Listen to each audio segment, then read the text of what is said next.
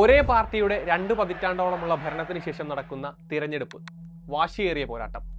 ഒടുവിൽ ചരിത്രത്തിലെ തന്നെ അപൂർവമായ വൻ വിജയവുമായി ഭരണമുന്നണി വീണ്ടും അധികാരത്തിൽ. ഇത്രയും സംഭവിച്ചു കഴിഞ്ഞാൽ പിന്നെ വിശകലന വിദഗ്ധരിൽ വലിയൊരു വിഭാഗവും ചെയ്യുന്നത് സർക്കാരിനെ നയിച്ച മുന്നണിയുടെ തന്ത്രങ്ങളുടെ വാഴ്ത്തുപാട്ടുകാരാവുക എന്നതാണ്. പ്രതിപക്ഷത്തിന്റെ തന്ത്രപരമായ പിഴവുകളെ ആഘോഷിക്കലാണ്. ഒരു പരിധിവരെ എളുപ്പത്തിൽ ചെയ്യാവുന്ന കാര്യവും അത് തന്നെയാണ്. എന്നാൽ പ്രധാനപ്പെട്ട എല്ലാ രാഷ്ട്രീയ പ്രക്രിയകളും വൈകാരികവും മുൻവിധി നിറഞ്ഞതുമല്ലാത്ത വിശകലനം അർഹിക്കുന്നുണ്ട് എന്നാണ് ഇൻഫാക്ട് കരുതുന്നത്. നിതീഷിന്റെ ചരിത്ര വിജയം തിരഞ്ഞെടുപ്പിന് തൊട്ടു മുൻപ് നടത്തിയ വോട്ടർ പട്ടിക പരിഷ്കരണം കാരണമാണോ, അതോ തിരഞ്ഞെടുപ്പ് പ്രഖ്യാപനത്തിന് തൊട്ടു മുൻപ് പ്രഖ്യാപിച്ച സ്ത്രീകൾക്ക് 10,000 രൂപ നൽകുന്ന പദ്ധതി കാരണമോ, അതോ ഇതിനെല്ലാം അപ്പുറമുള്ള സാമൂഹ്യ എഞ്ചിനീയറിംഗും? എന്തൊക്കെയാണ് വിശദീകരണങ്ങൾ? ഫാക്റ്റുകൾ നോക്കാം. ഏതൊരു തെരഞ്ഞെടുപ്പിൽ BJP സഖ്യം ജയിക്കുമ്പോഴും അതിനു പിന്നിൽ BJPയും RSSും നടത്തിയ ഗംഭീര പ്രവർത്തനങ്ങളെക്കുറിച്ചുള്ള വമ്പൻ റിപ്പോർട്ടുകൾ മാധ്യമങ്ങളിലും സമൂഹ മാധ്യമങ്ങളിലും നിറയാറുണ്ട്. 2014 ശേഷം വ്യാപകമായി കണ്ടുവരുന്ന ഒരു ട്രെൻഡാണിത്. അത് ബീഹാറിലും ആവർത്തിക്കുന്നുണ്ട്. അത് സ്വാഭാവികവുമാണ്. എന്നാൽ ഗൗരവമുള്ള അന്വേഷണങ്ങൾ പ്രതിപക്ഷത്തെ അപഹസിക്കലല്ല, BJPയുടെ വാഴ്ത്തുപാട്ടോ അല്ല, അതിനപ്പുറമുള്ള കാര്യങ്ങളാണ്, ഫാക്റ്റുകളാണ്. ആദ്യം പരിശോധിക്കേണ്ടത് ഈ തിരഞ്ഞെടുപ്പ് വിജയത്തിന് NDA മുന്നണിയെ സഹായിച്ചു എന്ന് പറയപ്പെടുന്ന പ്രധാന പോയിന്റാണ്: സ്ത്രീ വോട്ടർമാർ. ബീഹാറിൽ വോട്ട് ചെയ്ത പുരുഷന്മാരുടെ എണ്ണം 2.47 കോടിയായിരുന്നുവെങ്കിൽ വോട്ടിംഗ് ബൂത്തിലെത്തിയ സ്ത്രീകളുടെ എണ്ണം 2.51 കോടിയായിരുന്നു. അതായത് 4.34 ലക്ഷം സ്ത്രീകൾ പുരുഷന്മാരെക്കാൾ അധികമായി ബീഹാറിൽ വോട്ട് ചെയ്തു. തീവ്ര വോട്ടർ പട്ടിക പരിഷ്കരണത്തിന് ശേഷം 1000 പുരുഷ വോട്ടർമാർക്ക് 892 സ്ത്രീ വോട്ടർമാർ എന്നതിലേക്ക് അനുപാതം കുറഞ്ഞു എന്നിരിക്കെയായിരുന്നു ഈ ഉയർന്ന നിരക്ക് എന്നതാണ് ശ്രദ്ധേയം. അതായത് പുരുഷന്മാരെക്കാൾ സ്ത്രീകളെ പോളിംഗ് ബൂത്തിലേക്ക് ആകർഷിച്ച ഘടകങ്ങൾ ബീഹാറിൽ പലതുണ്ടായിരുന്നു. എന്താണത്? ബീഹാറിന്റെ സമീപകാല ചരിത്രം പരിശോധിച്ചാൽ സ്ത്രീകൾ അധികമായി വോട്ട് ചെയ്യുന്ന തെരഞ്ഞെടുപ്പുകളിൽ NDA മുന്നണിക്ക് വിജയസാധ്യത കൂടുതലാണ്. അത് ഇത്തവണയും ആവർത്തിച്ചുവെന്ന് കരുതാം. പക്ഷേ വനിതാ വോട്ടർമാരെ NDAയോട് അടുപ്പിച്ച ഒരു കാരണമുണ്ടാകുമല്ലോ. എന്താണത്? മുഖ്യമന്ത്രി മഹിളാ റോജ്ഗർ യോജന പദ്ധതി. അതാണ് വനിതാ വോട്ടർമാരെ നിതീഷ് കുമാറിന്റെ JDUവിനോട്, അതുവഴി NDAയ്ക്കും ഒപ്പം ഉറപ്പിച്ചു നിർത്തിയത് എന്നാണ് പറയപ്പെടുന്നത്. 2025 സെപ്റ്റംബർ 26-നാണ് മുഖ്യമന്ത്രി മഹിളാ റോജ്ഗർ യോജന പദ്ധതി ബീഹാർ സർക്കാർ പ്രഖ്യാപിക്കുന്നത്. 75 ലക്ഷം സ്ത്രീകൾക്ക് 10,000 രൂപ കൊടുത്തുകൊണ്ട് ആരംഭിച്ച പദ്ധതിക്ക് ഒടുവിലത്തെ കണക്ക് പ്രകാരം 1.4 കോടി ഗുണഭോക്താക്കളാണുള്ളത്. അത് ലഭിച്ച സ്ത്രീ വോട്ടർമാർ NDAയ്ക്കൊപ്പം നിന്നു എന്നതാണ് ഒരു നിരീക്ഷണം.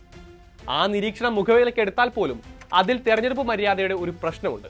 അതായത് ജനാധിപത്യ മര്യാദയുമായി ബന്ധപ്പെട്ട പ്രശ്നം, ലെവൽ പ്ലേയിങ് ഫീൽഡിന്റെ പ്രശ്നം. ഈ പദ്ധതി നടപ്പിലാക്കിയ സമയം, നടപ്പിലാക്കിയ രീതി, അതിനോട് തെരഞ്ഞെടുപ്പ് കമ്മീഷൻ സ്വീകരിച്ച നിലപാട് എന്നിവയിലാണ് ആ മര്യാദാ പ്രശ്നം കിടക്കുന്നത്. 2025 സെപ്റ്റംബർ 26-ന് പ്രധാനമന്ത്രി നരേന്ദ്രമോദി വിർച്വലായി പങ്കെടുത്ത പരിപാടിയിലായിരുന്നു ഈ പദ്ധതിയുടെ ലോഞ്ച്. ഈ തീയതിയുടെ പ്രത്യേകത എന്ന് പറയുന്നത് ബീഹാർ തെരഞ്ഞെടുപ്പ് വിജ്ഞാപനം വരുന്നതിന് വെറും 10 ദിവസം മുൻപായിരുന്നു എന്നതാണ്. 2022-ലെ ജാതി സർവേ അനുസരിച്ച് ബീഹാറിലെ 34.13% വീടുകളുടെയും മാസ വരുമാനം എന്ന് പറയുന്നത് വെറും 6,000 രൂപ മാത്രമാണ്.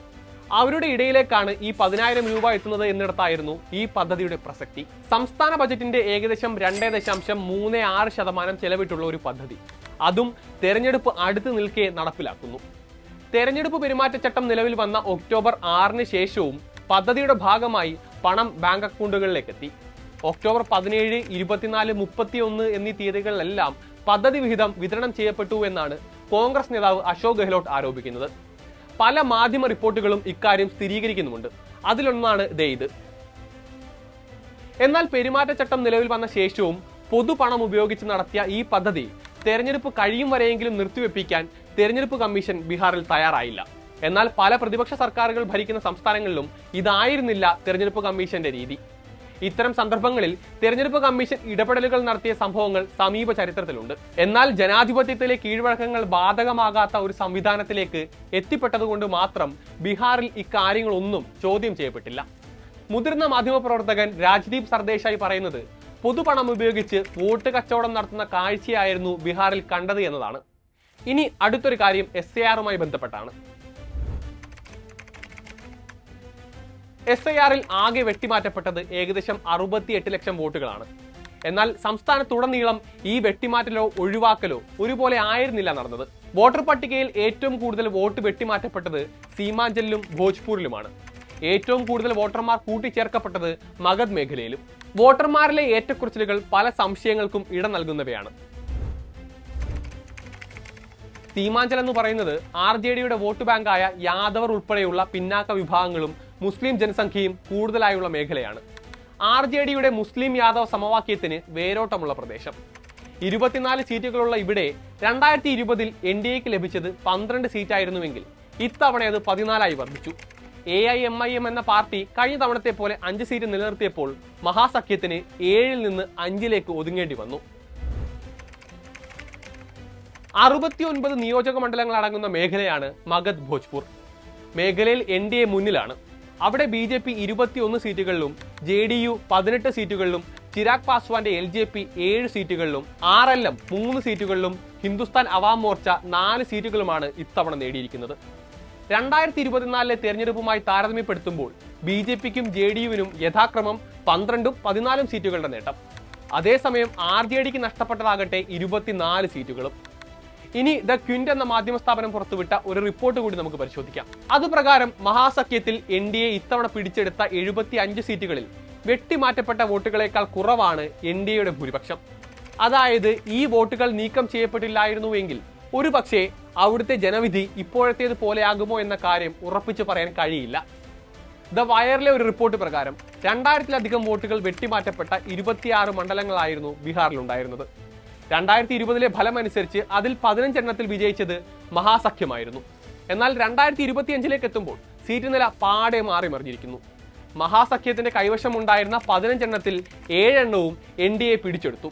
അങ്ങനെ കണക്കുകൾ പരിശോധിച്ചാൽ നിരവധിയുണ്ട് സംശയമുണ്ടാക്കുന്ന ഘടകങ്ങൾ. CPIML ജനറൽ സെക്രട്ടറി ഉന്നയിച്ച ആരോപണം കൂടി പറഞ്ഞ് അവസാനിപ്പിക്കാം.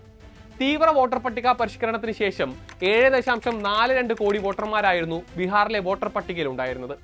എന്നാൽ വോട്ടെടുപ്പിന് ശേഷമുള്ള തെരഞ്ഞെടുപ്പ് കമ്മീഷന്റെ പത്രക്കുറിപ്പിൽ അത് 7.45 കോടി എന്നാണ് രേഖപ്പെടുത്തിയിരിക്കുന്നത്. ഈ വർധനവ് എങ്ങനെ സംഭവിച്ചുവെന്നാണ് CPIML ചോദിക്കുന്നത്. എന്നാൽ വോട്ട് ചോരി ആരോപണം പോലെ തന്നെ ഇതിനെയും നിലവിൽ തെരഞ്ഞെടുപ്പ് കമ്മീഷൻ തള്ളിയിട്ടുണ്ട്. അവസാനത്തെ 10 ദിവസം കൊണ്ട് പേര് ചേർത്തവരാണ് ഈ 3 ലക്ഷം പേരെന്നാണ് തെരഞ്ഞെടുപ്പ് കമ്മീഷൻ നടത്തിയിരിക്കുന്ന പ്രതികരണം. കൂടുതൽ പഠനങ്ങൾ ഇനിയും വരുമായിരിക്കും. എന്തായാലും ഇന്ത്യയുടെ ജനാധിപത്യ ചരിത്രത്തിലെ ഒരു നിർണായകമായ ഘട്ടമാണ് ബീഹാറിൽ നടന്നത് എന്ന കാര്യം വ്യക്തമാണ്. വിജയിയോടാണ്, നീതിയോടല്ല ചരിത്രത്തിന്റെ പക്ഷപാതിത്വം എന്നതിന് ചരിത്രം തന്നെയാണ് ഉദാഹരണം.